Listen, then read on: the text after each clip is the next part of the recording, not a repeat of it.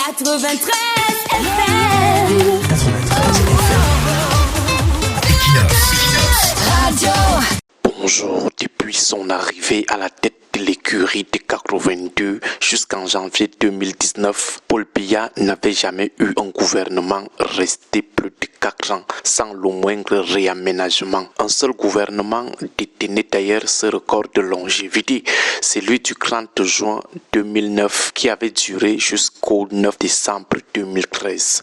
C'était l'unique exception. Mais comment se fait-il que le gouvernement Dion Ngouti, nommé le 4 janvier 2019, soit déjà en train de consommer sa 8e année, soit le double de la durée de vie du gouvernement le plus long du règne de Paul Biya jusqu'en janvier 2019. C'est de l'inédit, un gouvernement dont la longévité dépasse la durée d'un mandat présidentiel. Cet acte inédit doit situer chacun sur le fait que les choses ne vont plus depuis une décennie chez Paul Biya. Il éprouve déjà de sérieux problèmes à prendre des décisions cruciales telles que la formation d'un nouveau gouvernement.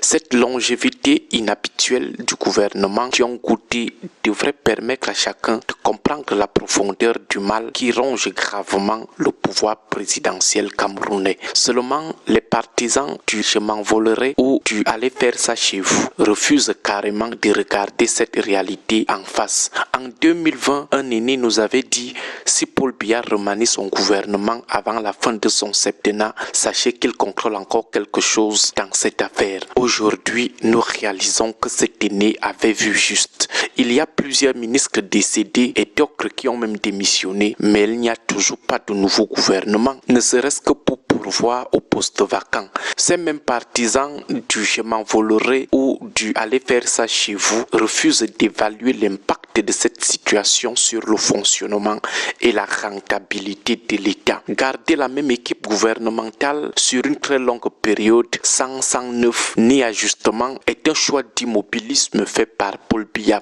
Si cela peut rassurer certains partenaires au début, cela finit souvent par générer des effets de bord importants marqués par ce que l'on appelle l'usure du pouvoir. L'essoufflement et la perte d'innovation s'installent avec le temps, créant une routine où les ministres perdent leur capacité d'innovation, leur envie de réformer, surtout que certains à peine nommés sont déjà sur le qui-vive parce qu'ils ne prennent pas assez de temps avant de commencer à commettre des gaffes.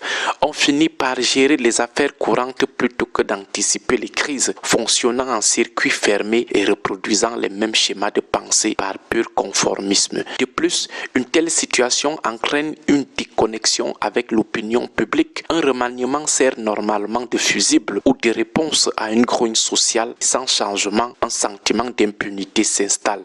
Avec tous les scandales dans lesquels ce gouvernement est crampé, on se demande si au lieu d'une sanction, Paul Biya n'a pas par hasard décidé de le récompenser. Can Gate, Covid Gate, Savannah Gate, Link 94 Gate, Glencore Gate, aujourd'hui Port Gate. Les citoyens ont l'impression que Paul Biya est lui-même fier de tous ces gates, ou alors il a décidé de fermer carrément ses yeux sur tous ces scandales préjudiciables aux caisses de l'État. Cette longévité excessive favorise également le clientélisme et l'installation de réseaux d'influence. Les habitudes se transforment en privilèges, les mécanismes de contrôle s'émoussent et le risque de corruption augmente, tandis que les marchés publics risquent d'être accaparés par un cercle restreint qui ne craint plus d'être remplacé, comme on l'a vu avec ce fameux marché des lampadaires. Enfin, cette longévité provoque la démobilisation de la majorité politique. Au sein du parti au pouvoir, les cadres ambitieux qui attendent leur tour ressentent une frustration interne qui peut les pousser à critiquer l'action gouvernementale pour forcer le changement. Il y a également le fait que ceux à qui on a promis des postes juteux contre leur retournement de veste, contre leur folie totale, ces gens-là sont aussi dans une attente lancinante et peuvent se fatiguer et reprendre leur glaive d'opposants entre guillemets.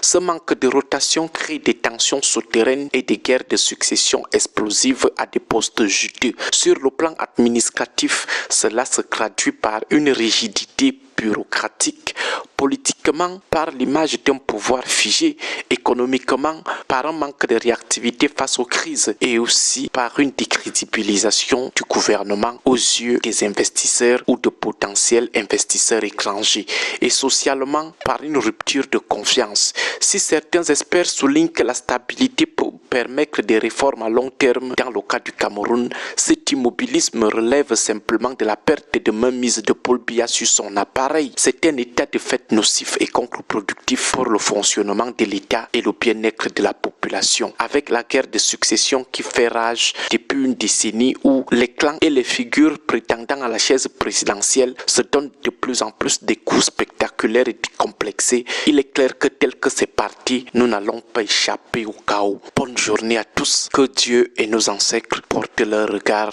sur le sort du Cameroun. 93 FM.